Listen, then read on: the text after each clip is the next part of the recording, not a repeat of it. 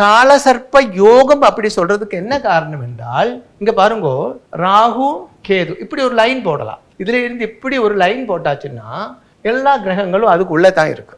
அதாவது ராகுவுக்கும் கேதுவுக்கும் உள்ள மற்ற 7 கிரகங்களும் அடங்கி இருக்கிறது. இதுல சில பேர் சொல்லுவாங்க கிரகங்களை எல்லாம் ராகு விழுங்கியாச்சுன்னு. அதெல்லாம் மூடத்தரமான சொல்லுகள் தான்.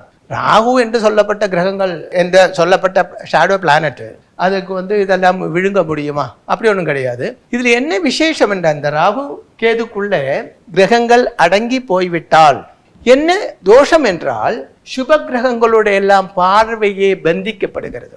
இப்ப பாருங்க, பாப கிரகங்களோட அந்த தசா காலத்தில் நமக்கு அதிகമായ தோஷங்கள் உண்டாகும். எப்பவுமே சுப கிரகங்களோட தசா காலத்தில் தோஷங்கள் உண்டாகாது. சுப கிரகங்களோட புக்தி காலத்திலேயும் தோஷங்கள் உண்டாகாது. பாப கிரகங்களோட புக்தி காலத்திலேயும் தான் நமக்கு தோஷங்கள் உண்டாகிறது.